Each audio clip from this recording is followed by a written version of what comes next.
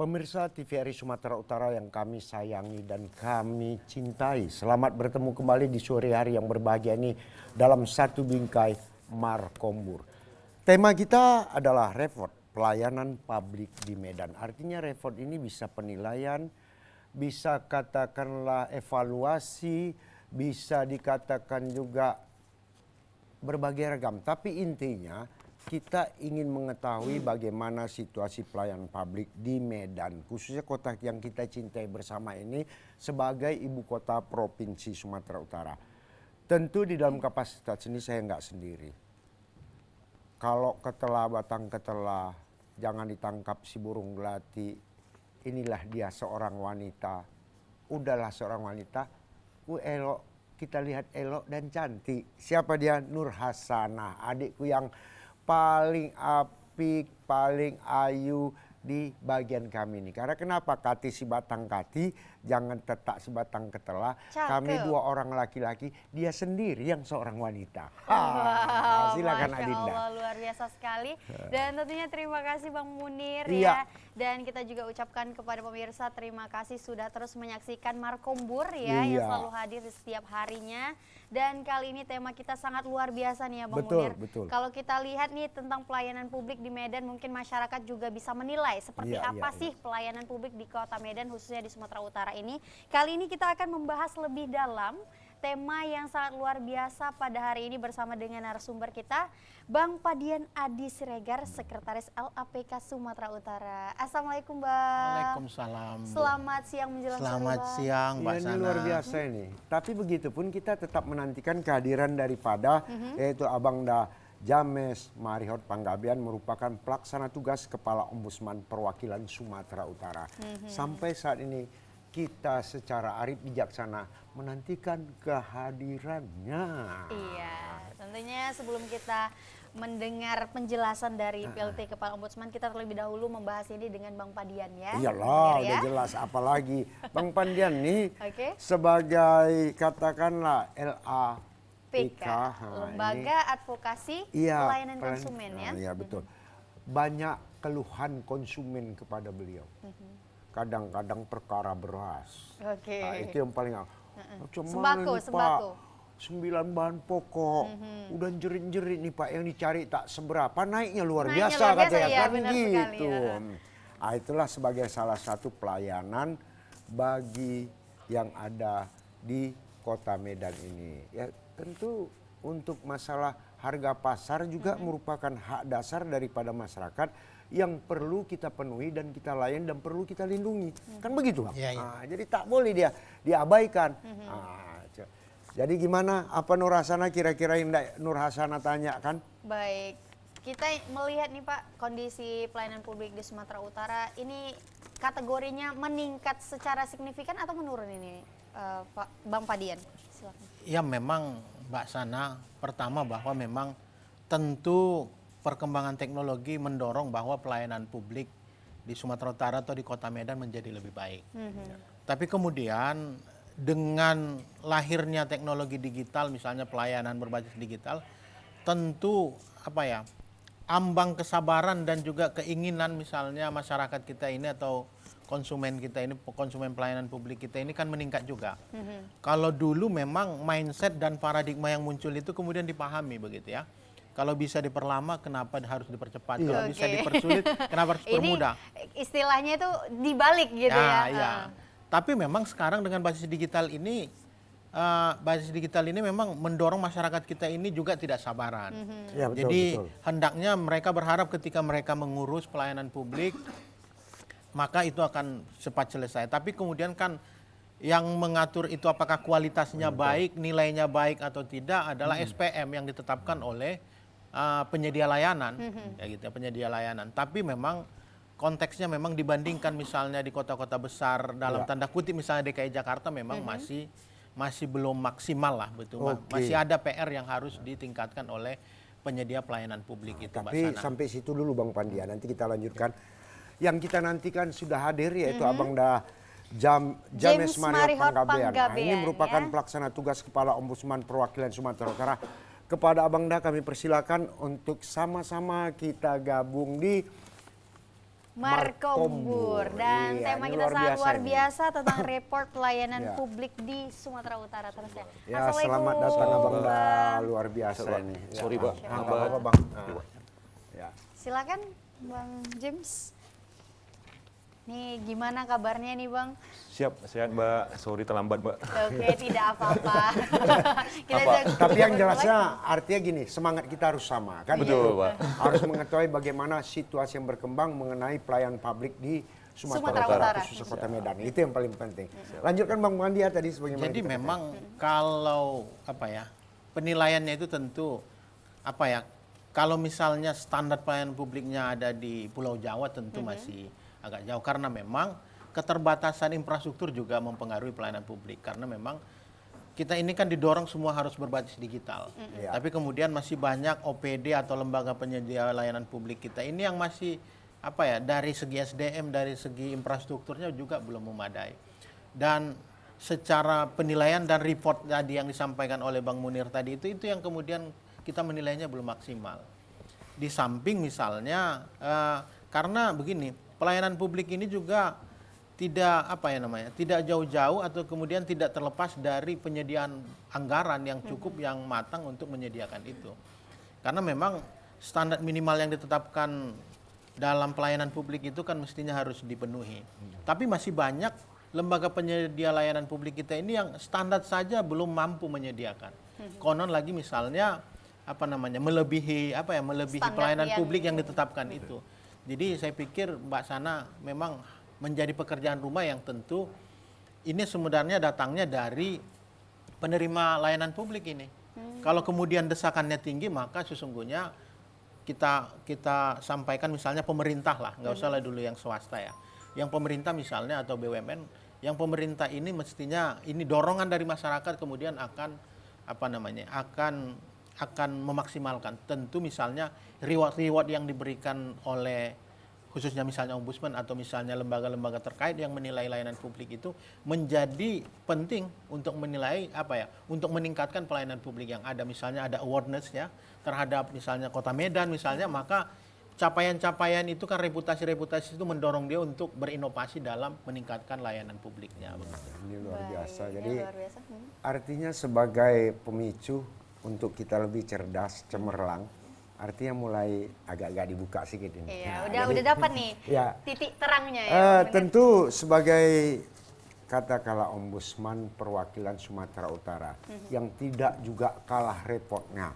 Artinya banyaknya pengaduan-pengaduan masyarakat, keluhan-keluhan masyarakat. Apakah dalam pelayanan konstitusi secara hukum Ataukah infrastruktur gitu ya? infrastruktur, bahkan sampai kepada tadi kita ulangi Bang, harga kebutuhan dasar yang Sembako, saat ya? ini minta ampun dirasakan. Artinya menjeritnya hati masyarakat. Pendapatan saya sekian rupiah, tiba-tiba naik harga sekian rupiah. Nggak usah kan dapatkan setengah kilo pun udah menggapala katanya kan. Ini kan satu hal karena boleh kita bandingkan di era masa lalu bahwasanya yang namanya 9 bahan pokok itu dikunci habis. Tanpa ada keputusan pemerintah jangan coba-coba naik. Sekarang tidak ada keputusan pemerintah tiba-tiba naik sendiri ya. Nggak tahu kita kepada ujung pangkal ya kan Ini gitu. gimana nih gitu ya? Tentu perlu juga lah kita tanyakan kepada Abang Da. Sejauh mana? Artinya Bang, saya minta kepedulian Abang. Kepedulian ombudsman, artinya kepekaan ombudsman dalam hal mengantisipasi dan juga memenuhi kapasitas pengaduan-pengaduan masyarakat. Kita mau dengar dulu. Iya, baik, terima kasih Bapak Ibu sekalian. Mungkin saya berangkat dari sejarah dulu, Bapak Ibu, bicara pada pelayanan publik. Pelayanan publik ini berawal dari kehadiran Lembaga Ombudsman Republik Indonesia, yang awal sekali itu berasal dari keputusan Presiden di tahun 2000. Iya. Lalu berubah menjadi Undang-Undang di 37 tahun 2008 menjadi Ombudsman Republik Indonesia. Ketika keputusan Presiden dia bersifat komisi, tapi ketika menjadi undang-undang menjadi lembaga independen menjadi Ombudsman Republik Indonesia. Yang menjadi menariknya adalah dari sisi hukumnya, pandangan hukum kita analisanya, ketika kelembagaan Ombudsman dibentuk dengan Kepres tahun 2000 pertama kali di masa pemerintahan Presiden Abdurrahman Wahid, Pak Gus Dur saat itu, undang-undang pelayanan publik itu belum ada. Tapi ombudsman diberikan kewenangan untuk mengawasi pelayanan publik. Artinya indikator atau parameter bagaimana wajah pelayanan publik itu belum tergambar. Belum ada kriteria khusus. Belum ada kriteria khususnya. Tapi udah dihadirkan dulu lembaga ini untuk melakukan pengawasan pada pelayanan publik itu. Lalu di tahun 2009 dengan Undang-Undang 25 tahun 2009 muncullah Undang-Undang Pelayanan Publik. Artinya apa yang mau kita gambarkan? Bahwa pasca reformasi dari tahun 98 baru muncul bicara pada pelayanan publik kita di tahun 2009. Artinya negara Indonesia ini, kita sebagai negara memang mengakui ada keterlambatan di situ. Tetapi upaya untuk mencapai pada efektivitas dari pelayanan publik itu mungkin itu baru muncul di tahun 2009 itu. Kita bayangkan pasca reformasi baru muncul di tahun 2009. Nah, apa yang menjadi dampak ketika regulasi tentang pelayanan publik itu baru muncul 2009, yang mempengaruhi besar adalah kebudayaan atau kebiasaan pada aparatur selama ini. Kita bayangkan di pasca reformasi atau pra-reformasi sebelum munculnya Undang-Undang 25 2009, kita melihat wajah birokrat aparatur yang mungkin belum tertata dengan baik. Ya. Ketika muncul Undang-Undang 25 2009, menciptakan bagaimana kehadiran negara kepada rakyatnya, gitu, kepada warga negaranya dan penduduknya. Sehingga untuk mencapai pelayanan publik itu harus didorong dengan penyelenggaraannya, penyelenggara itu sendiri yang dilakukan oleh aparatur. Sehingga apa? Ketika muncul Undang-Undang 25 2009 membuat perubahan kebiasaan pada aparatur itu. Ini membuat satu sisi ketika pengaduan-pengaduan, adanya pengaduan masyarakat kepada aparatur dalam hal suatu penyelenggaraan pelayanan publik, si penyelenggara seakan-akan terkejut, sedikit-sedikit mengadu, sedikit-sedikit mengadu. Karena apa? Karena kebiasaan terciptanya kondisi pelayanan publik itu kita sudah mengalami keterlambatan.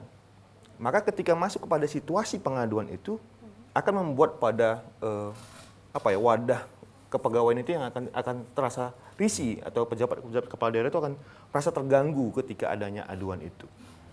Nah, bicara pada pengaduan, maka bicara pada pelayanan publik, salah satu seperti tadi disampaikan oleh Pak Sregar tadi, bahwa bicara pada pelayanan publik tidak terlepas dari standar pelayanan publik.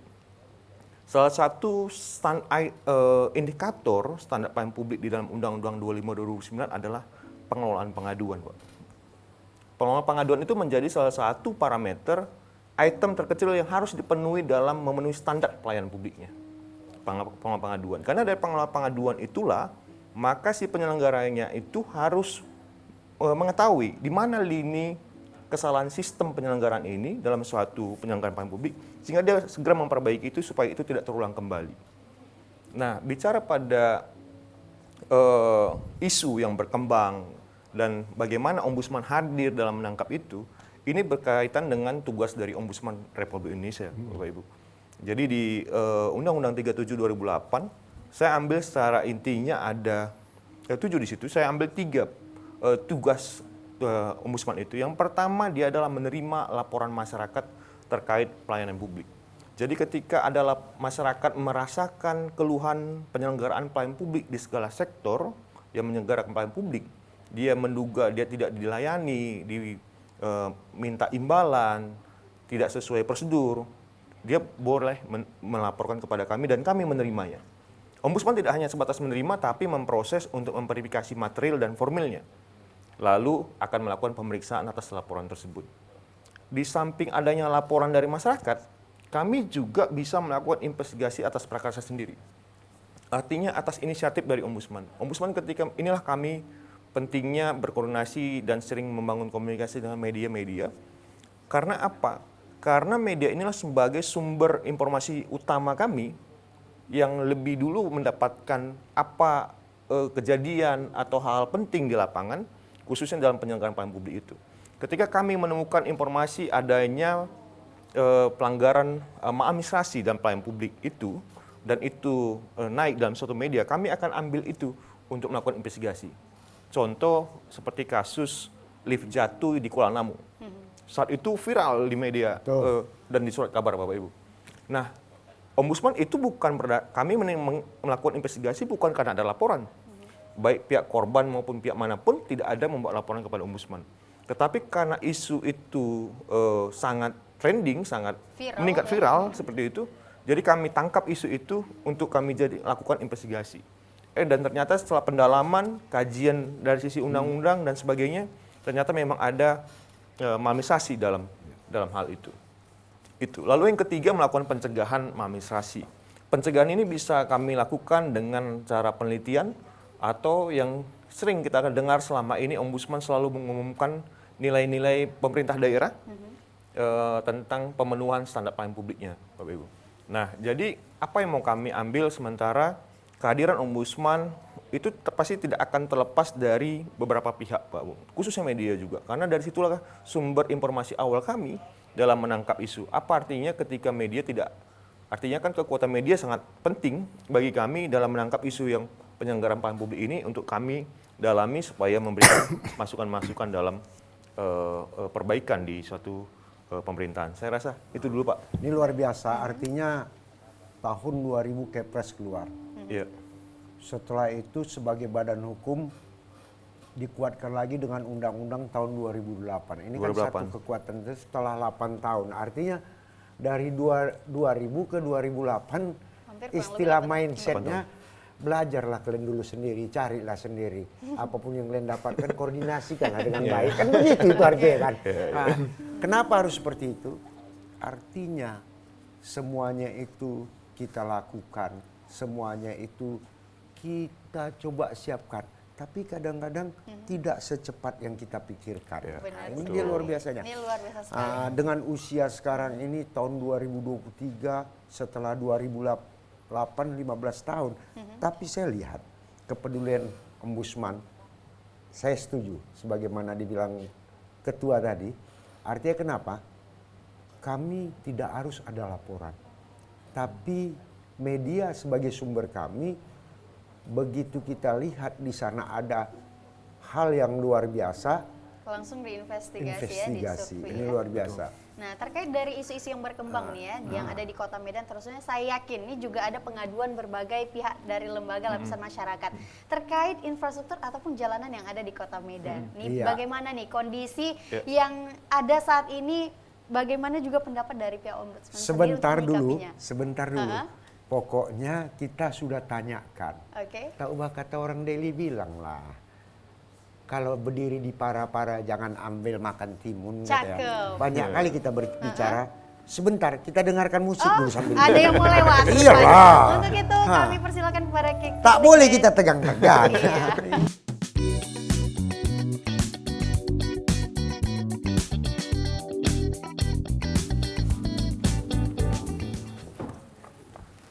Ya pemirsa TVRI yang setia kepada kami, yang jelasnya kalau kita ingin menginginkan sesuatu acara-acara yang bersifat edukasi, pemersatu bangsa, ingat, terasi batang terasi, jangan diangkat si ikan teri.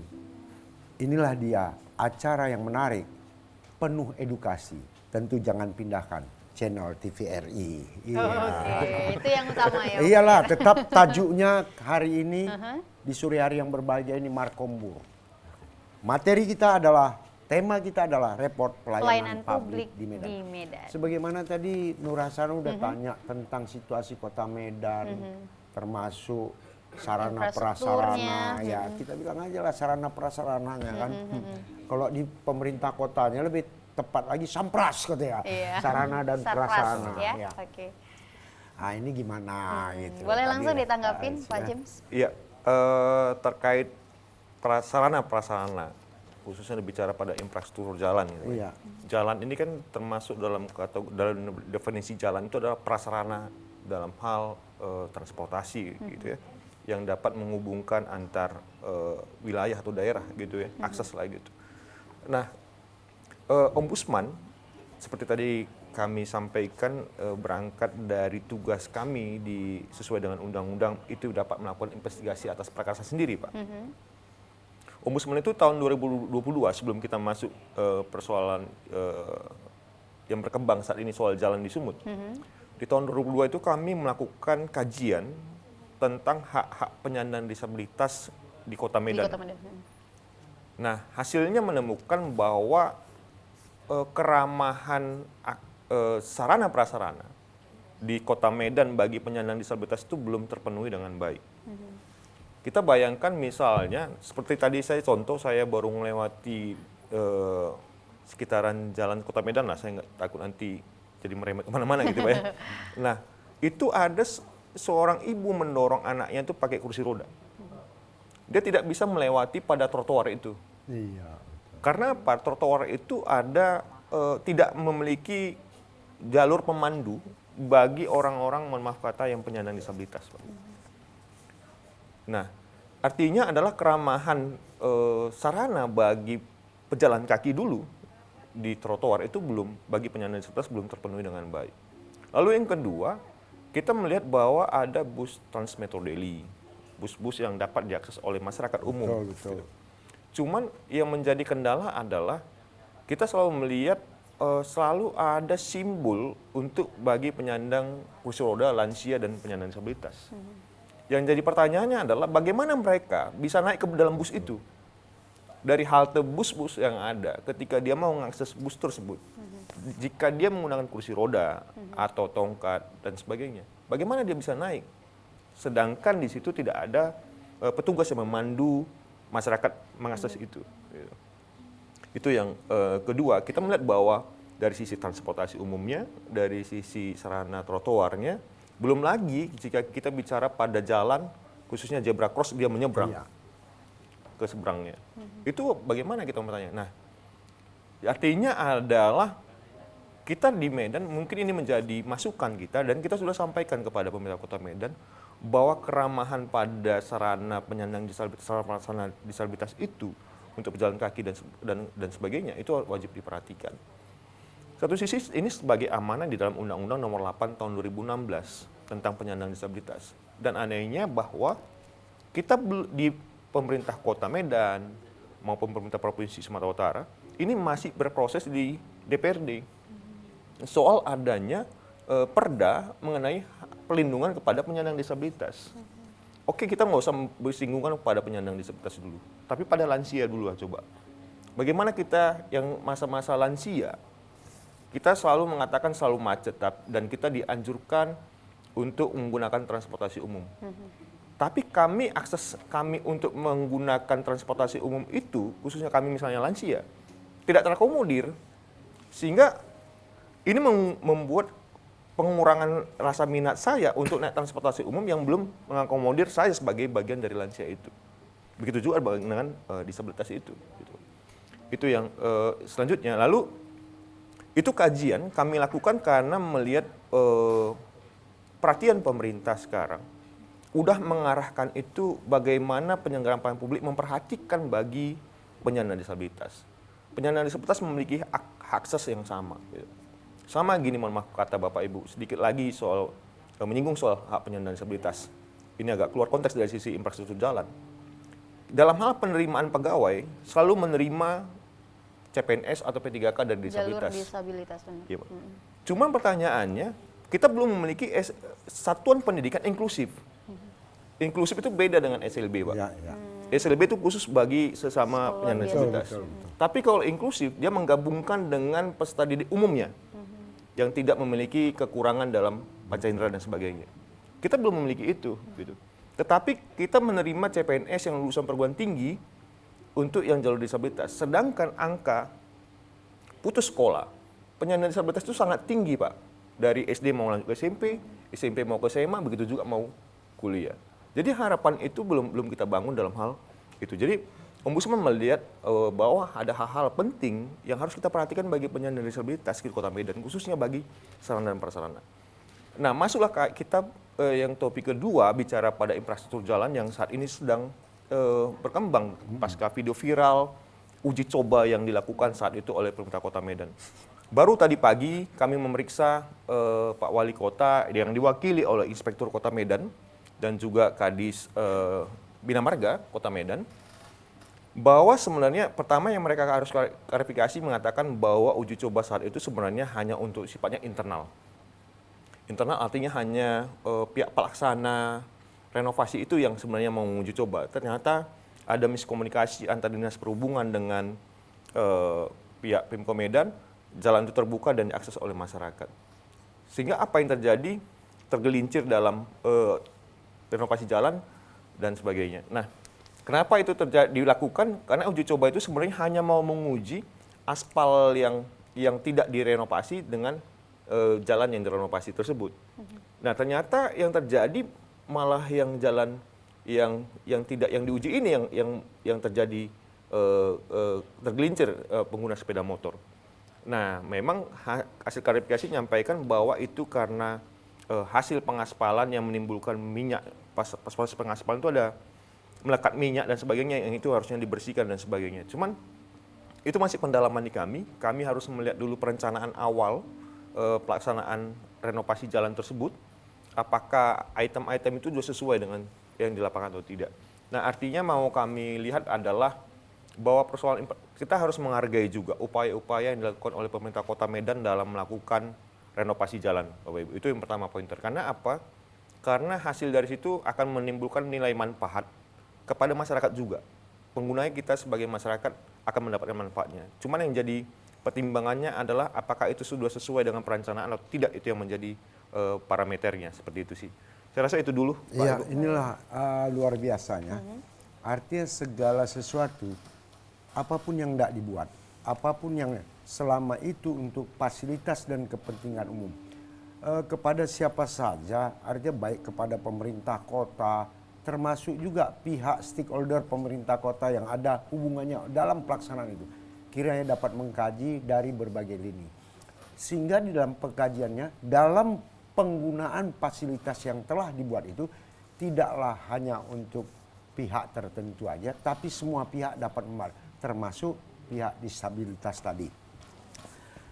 Saya pahami tentang belakangan ini populernya istilah orang bilang jalan keramik.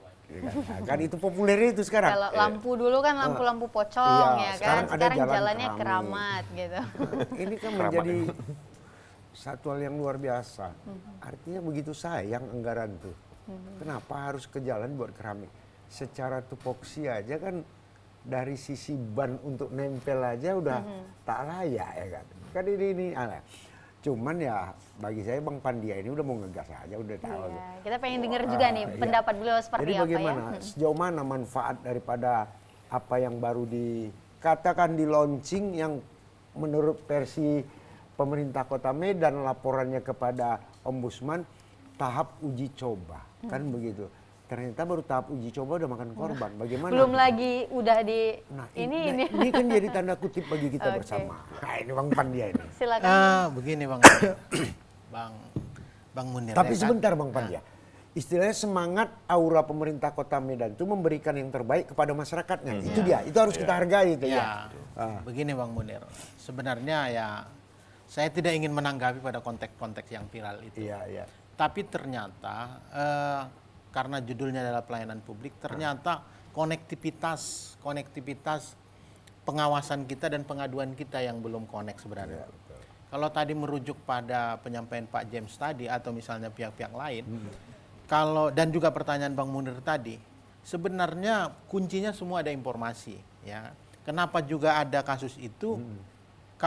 Jadi setidaknya ini kalau saya merujuk misalnya dalam konteks saya berbicara ini ada 3 undang-undang yang sebenarnya harus dipenuhi secara berkaitan. Yang pertama adalah tentu undang-undang pelayanan publiknya, undang-undang perlindungan konsumen, undang-undang informasi publik, ya begitu ya.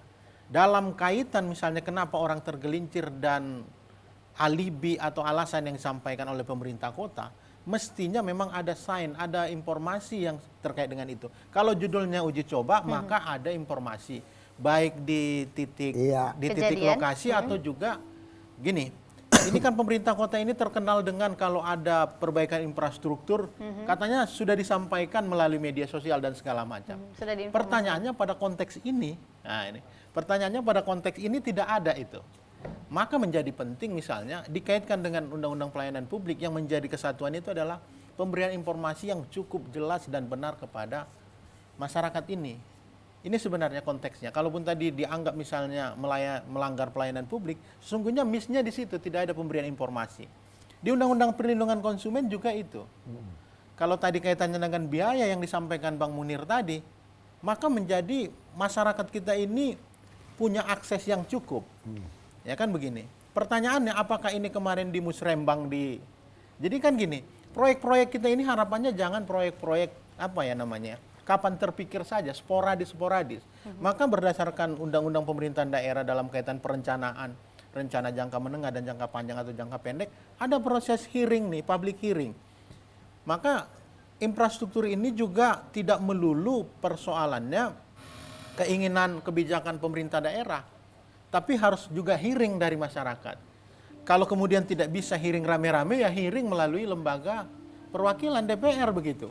Jangan-jangan ini proyek ini juga bukan di hearing melalui DPR. Ini menjadi penting dalam konteks pelayanan publiknya yang harus dianalisa.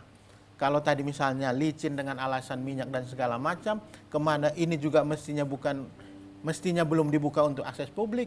Itu adalah kuncinya informasi. Dan kalau tadi penyampaian Bang Munir tadi bahwa anggaran sesungguhnya ini tepat guna atau tidak, maka yang kita ukur adalah itu hearingnya dari masyarakat itu. Setidaknya kalau misalnya ini kan kalau kita lihat kan di November Oktober, mestinya di PE dulu kan misalnya dalam kaitan RAPB gitu ya, RAPBDP gitu perubahan. Perubahan itu mestinya itu menjadi program prioritas dalam kaitan serapan anggaran itu mestinya dialihkan kemana. Itu yang mestinya, apakah tepat guna begitu ya. Dalam konteks misalnya pelayanan publik dasar ini yang menjadi penting gitu ya. Bukan kita bilang infrastruktur nggak itu, tapi mestinya biaya yang besar itu, karena memang begini, masyarakat kita ini kan mestinya jangan kita berikan fasilitas yang high ya, high facility, kemudian pelayanan publik dasarnya juga belum terpenuhi, kan gitu ya.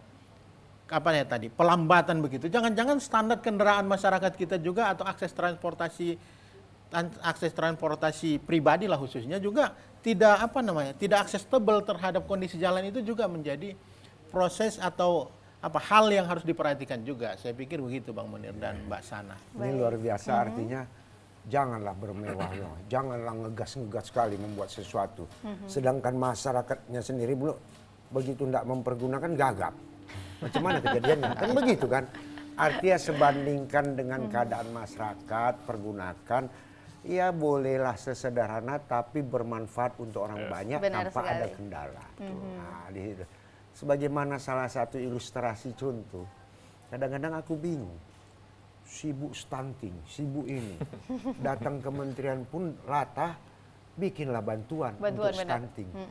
Ayam 1 ekor, tambah Kacang telur. hijau, ada kacang hijaunya juga Bang Munir. Iya. Yang paling lucu lagi, yang dapat bukan yang kasus stunting, yang tak stunting pun. Jadi aneh-aneh. Timpang tindih ya. Itulah artinya kenapa satu pengawasan dalam konteks kebersamaan untuk mengawasan masih ada kealfaan, perlu ada saling sinergikan gitu. Ya tentu begitulah. Jadi kita tak perlu kecil hati, tak perlu miris, hanya kita jangan lupa tetap menggeliti untuk kebaikan, bukan untuk merusak tatanan, untuk perbaikan. Ingat, artinya kita berikan solusi yang terbaik. Ya untuk solusi tentu pula kata orang. Yang jelasnya berbicara bolehlah berbicara ya kan. Tapi musik sebagai sounding agar sedap didengar telinga. Tentu tak lupa minum sebagai pesertanya. Untuk itu langsung saja Om Ben.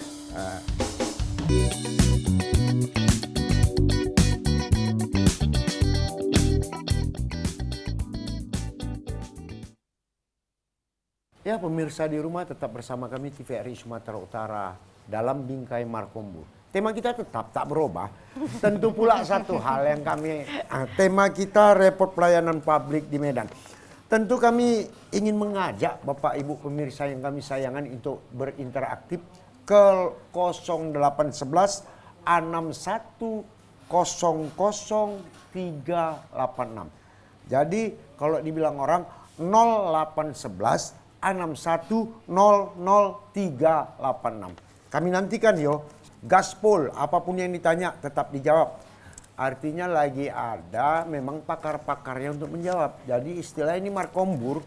Markombur ini boleh ceritakan apa aja. Namanya juga Markombur, cakap-cakap. Berkombur-kombur ya. Iya, cakap-cakap.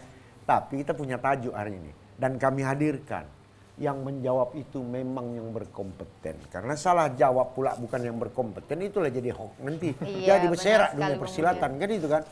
Nah, tentu tetap bersama Abang Dajames Marihot Panggabean selaku PLT Kepala Ombudsman Perwakilan Sumatera Utara, Bang Padian Adi Siregar selaku Sekretaris LAPK Sumatera Utara. Ini bukan main-main. Nah, jadi nuansa ini menjadikan suatu nuansa yang begitu apik.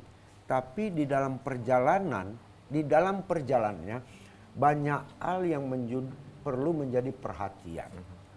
Tidak masalah sarana prasarana dalam arti jalan.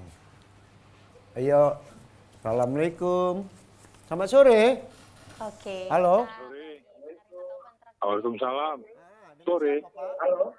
Halo juga. Dengan siapa?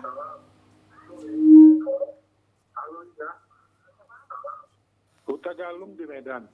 Iya Pak. Apa enggak ditanyakan nih Pak? Begini. Banyak yang mau ditanyakan. Mohon TV-nya Tapi- dikecilkan Pak.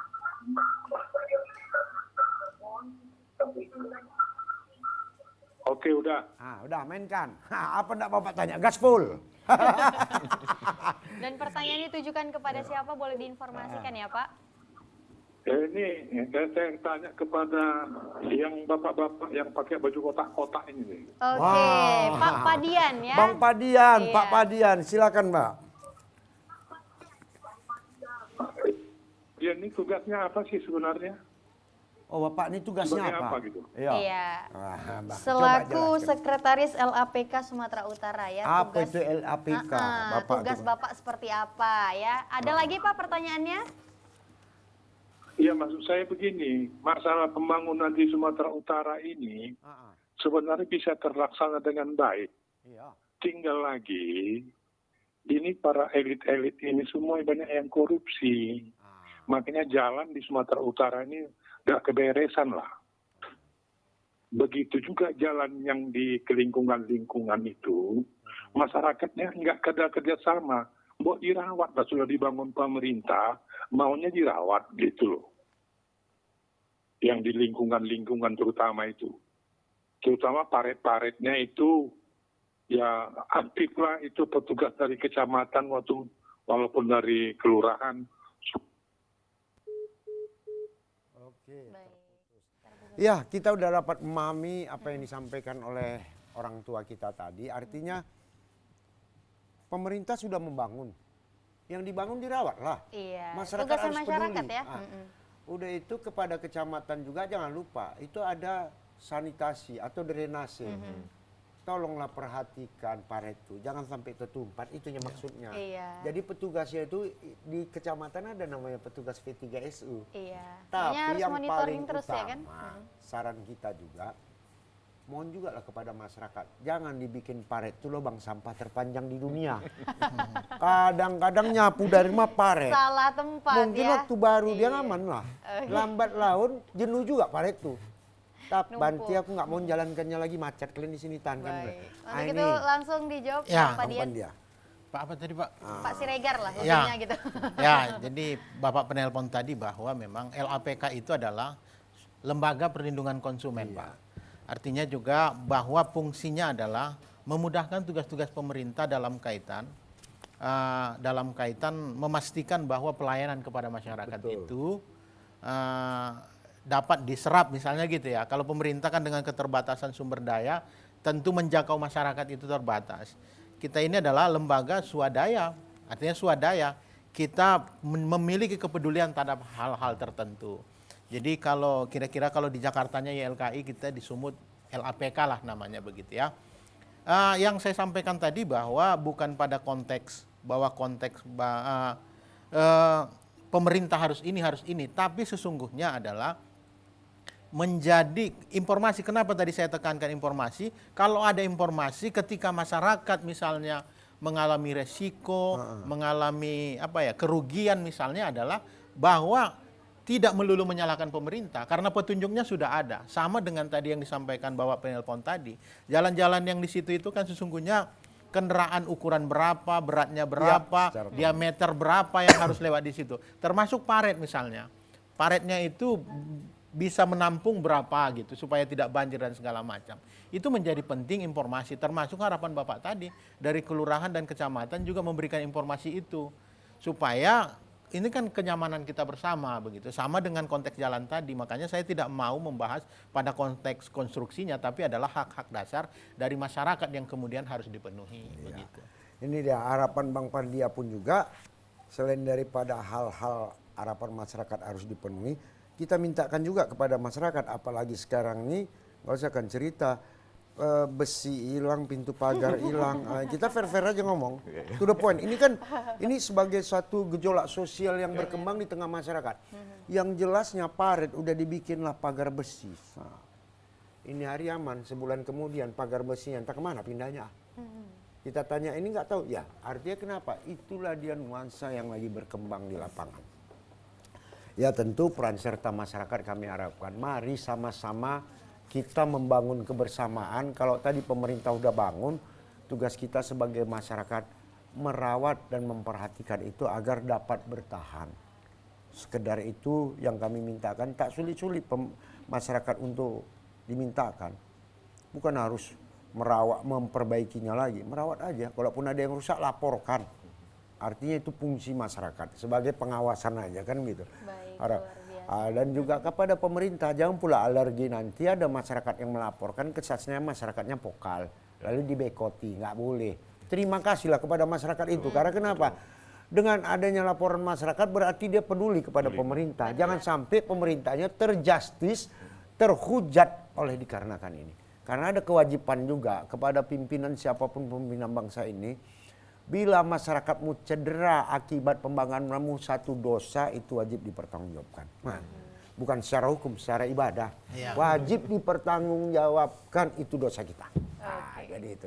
Silakan Nur Hasanah. Mungkin Inilah kita sedang- juga ingin mendengarkan ya dengan adanya pengaduan lah, makanya Iya. tim dari Ombudsman sendiri untuk bisa melakukan tim survei ataupun investigasi terkait permasalahan yang beredar di masyarakat. Nah ini kita juga pengen tahu untuk pelaporan pengaduan masyarakat ini ke pihak tim Ombudsman sendiri ada kenaikan atau penurunan?